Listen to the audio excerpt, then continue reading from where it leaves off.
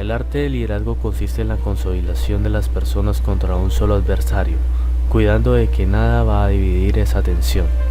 Adolf Hitler.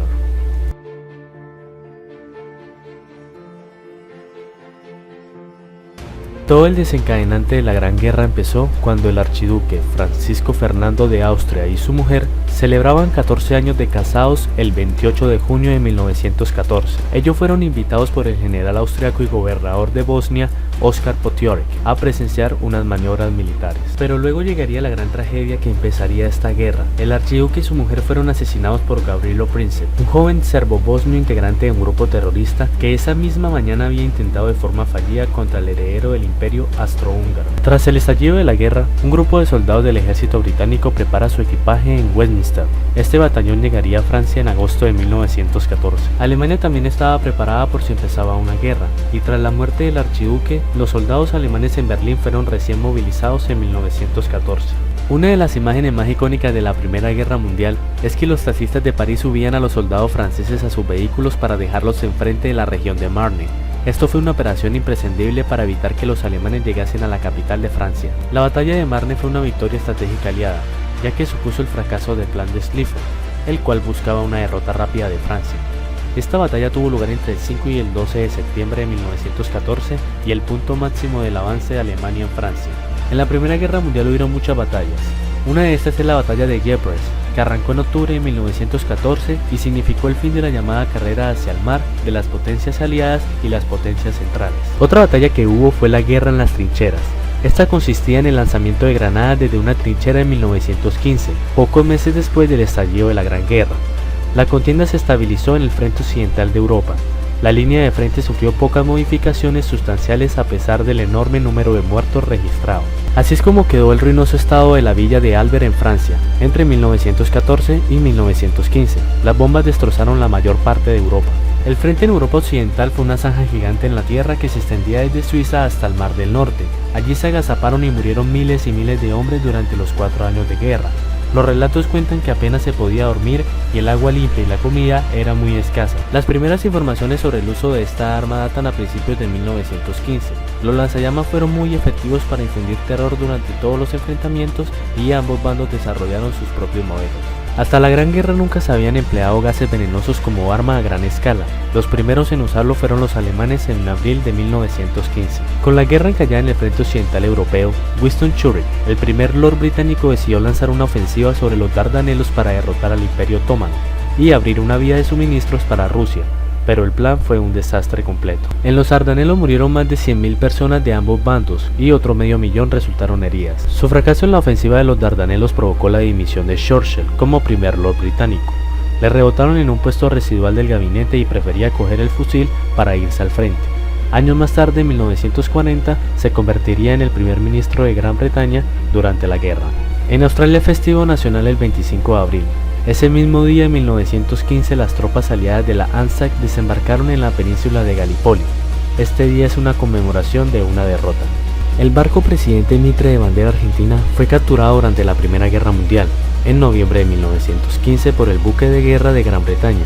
Esto ocasionó un incidente diplomático entre los dos países involucrados, que finalizó cuando unos meses después fue devuelto el buque y su carga. La batalla de Verdun, librada el 21 de febrero al 18 de diciembre de 1916, fue la mayor y más larga de la Primera Guerra Mundial en el frente occidental entre los ejércitos alemán y francés. Verdun fue el resumen de la Gran Guerra, una batalla hasta el punto absurda, sin avances, que significó 700.000 bajas, 305.000 muertos y 400.000 heridos, casi a partes iguales entre los dos bandos. El 75% de los soldados franceses pasaron por Verdun.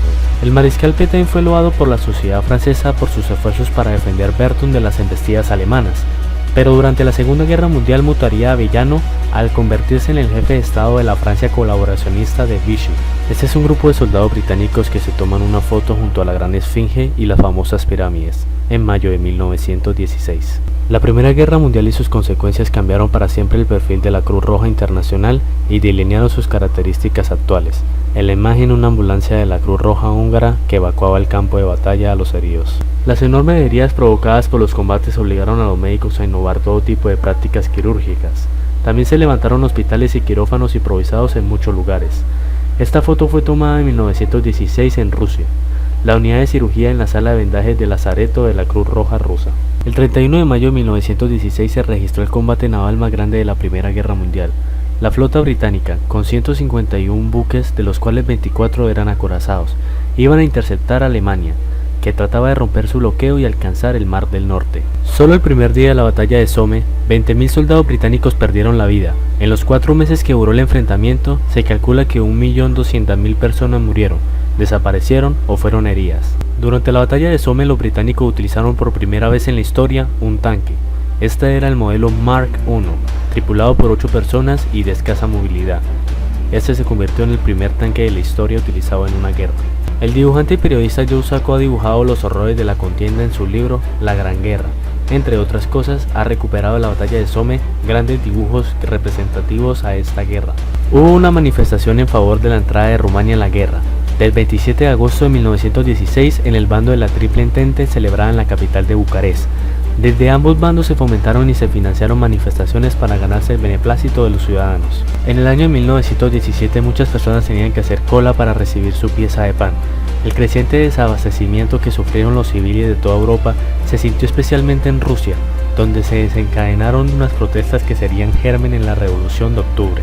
En esta foto podemos observar al general búlgaro Utoche y el otomano Hilpil Pasha contemplando y estudiando los terrenos de los combates en los alrededores de Mejidya. El hombre que tenía el alto mando alemán era el Kaiser Guillermo II, junto con los jefes militares Paul Baum y Ludendorff, reunidos en enero de 1917. En este punto de la historia es donde Estados Unidos entra a la guerra. El 2 de abril de 1917, el Congreso de Estados Unidos aprobó la propuesta del presidente Wilson de entrar en la Primera Guerra Mundial. En la foto nos muestra a los soldados norteamericanos realizando prácticas de tiro en Francia. Tras la primera revolución rusa en febrero de 1917, que trajo la abdicación del zar Nicolás II y un gobierno provisional, la carencia de liderazgo resultó determinante. En plena crisis institucional, los alemanes vieron con buenos ojos enviar en abril a Lenin, un radical exiliado en Rusia, de vuelta para que desestabilice aún más el país. Un convoy militar y de suministros alemán que se dirige hacia la ofensiva de Isonzo de 1917, las tropas italianas serían derrotadas en Caporetto a causa de la baja moral de sus hombres, que se rindieron antes que morir. Esta guerra supuso una auténtica revolución para la industria de la aviación. La producción de aviones creció en 100 de unidades al comienzo de la guerra a decenas de miles al final. En la foto se muestra un aviador alemán preparado para el combate. 1917. Innovación en el aire, pero claro, también innovación debajo del agua. La Gran Guerra también desarrolló en los mares y océanos a través de choques de acorazados, torpederos, destructores y submarinos. El mismo Churchill confesaría de lo único que le quitó el sueño durante la contienda fueron los sumergibles alemanes. A pesar de todos los avances tecnológicos registrados durante la contienda, en muchas de las batallas se pudieron ver a soldados subidos a caballos en esta guerra. Estas mujeres actuaron en la retaguardia y en el frente, como empleadas en fábrica de municiones o como soldados. Y aunque la historia solo glorifique la gesta de los hombres, la Primera Guerra Mundial no puede desgranarse sin el papel que desempeñaron las mujeres. En esta foto podemos observar a Mata Hari, a Eddie Cavell y a Milunka Savage. En noviembre de 1917 los bolcheviques se hicieron con el poder en Rusia tras la Revolución de Octubre. En diciembre firmaron un armisticio con los imperios centrales y en marzo de 1918 el Tratado de Brest, que puso fin a la participación de Rusia en el conflicto mundial. A las víctimas mortales que se estaban registrando en los campos de batalla durante la Primera Guerra Mundial, hubo que sumarle 50 millones de muertes más a causa de la gripe española de 1918. La Operación Michael, o también conocida como la Ofensiva Ludendorff, fue la última gran operación militar llevada por los alemanes a comienzos del 21 de marzo de 1918 y terminó el 5 de abril del mismo año. Este fue el principio del fin de las potencias centrales. La ofensiva de los 100 días fue el empuje definitivo de los aliados en el frente occidental para certificar la victoria. Se desarrolló desde el 8 de diciembre hasta el 11 de noviembre de 1918. En la imagen podemos observar a un grupo de soldados británicos descansando tras recuperarse en una localidad francesa. Las tropas alemanas abandonan sus posiciones en el otoño de 1918 al sentirse acorraladas y al saber que ya habían perdido la guerra. Los relatos cuentan que entre 1914 y 1918 la Primera Guerra Mundial se cobró la vida de más de 10 millones de personas. Y es que un tercio de los muertos de la Gran Guerra fueron civiles. Las causas más notables fueron el hambre, los bombardeos, las enfermedades e incluso los ataques gaseosos. En esta fotografía podemos observar a los firmantes del armisticio sellado en Coppigny, Francia. el 11 de noviembre de 1918 y que entró en vigor a las 11 de la mañana.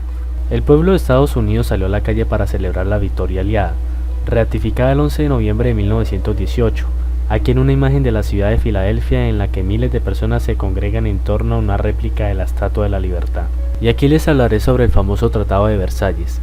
Este se firmó el 28 de junio entre los países aliados y Alemania, y así se puso oficialmente fin a la Primera Guerra Mundial.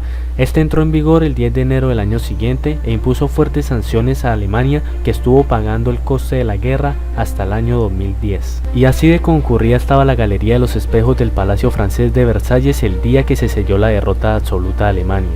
Este espacio había sido concebido durante el reino de Luis XIV para sorprender a todos los visitantes. Y hasta ese preciso momento daría por terminada la Primera Guerra Mundial.